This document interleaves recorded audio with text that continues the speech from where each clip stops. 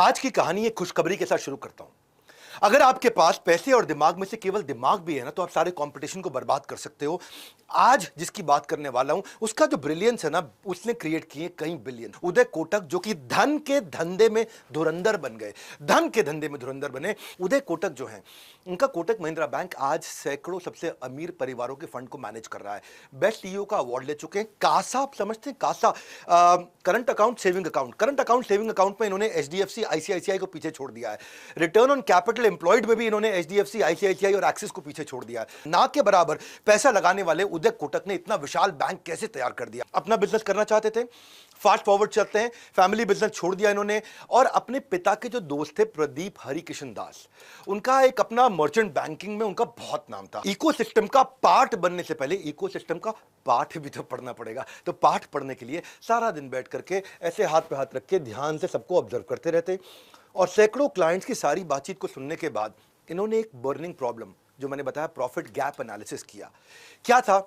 जो मैन्युफैक्चरर था, उसको अगर 50 लाख रुपए चाहिए माल बनाने के लिए, तो मैन्युफैक्चरर बैंक के पास जाएगा, बैंक 17% पे उसको 50 लाख रुपए दे देगा। अब बैंक 17% पे 50 लाख देता है। इन्होंने जाके देखा कि जो लोग बैंक के पास पैसे डिपॉजिट करते हैं उनको 6% मिलता है, तो बैंक बीच में 11% कमा रहा है।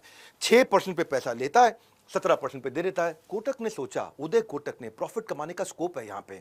उसने कोटक कैपिटल अब शुरू किया जाकर के 1982 में, पहली छोटी सी कंपनी। ये वो टाइम था। अब इन्होंने अपने दोस्तों को ढूंढना शुरू किया। इनका एक दोस्त था उदय फडके। उदय फडके के पास गए, पता चला कि नेल्को में काम करते हैं, टाटा ग्रुप की कंपनी है। और समझ में आया कि भाई नेल्को को भी यही दिक्कत आ रही है, उनको भी बाजार से बार बार 17% पे लोन लेना पड़ता है। टाटा की वर्किंग कैपिटल का असर इनको जब समझ में आया, तो बोला टाटा ग्रुप को भी पैसा चाहिए। इन्होंने क्या किया, देखा कि 6% और 17%, 11% बहुत बड़ा गैप है। अपना दिमाग लगाया कि बैंक कितना कमा रहा है, अगर मैं बीच में कोई जुगाड़ कर दूं। तो फड़के को उन्होंने कहा कि मेरे को मैनेजमेंट से मीटिंग करा दो, और मैनेजमेंट को बोला कि मैं आपको 16% पे पैसा दिला दूंगा। आप तो बैंक से 17% पे लेते हो, टाटा ग्रुप हो, तथा इतना महंगा ले रहे हो, मैं 1% कम पे पैसा देता हूं। उदय ने डील तो कर ली, लेकिन उदय के पास पैसा नहीं था। अब उदय को पैसे का जुगाड़ करना था। आगे जाके टाटा ग्रुप ने हामी भर दी, दे दो मुझको 16% पे दे दो पैसा। इन्होंने क्या किया, अपने सारे पैसे वाले समझदार लोगों की एक लिस्ट तैयार की, किसके किसके पास पैसा है।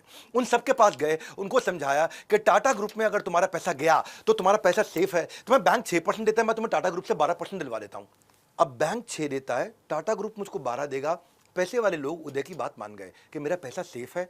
और अब हुआ क्या, जो डिपॉजिटर हुआ करता था, जिसको 6% मिलता था, उसको 12 मिला, फायदा हो गया।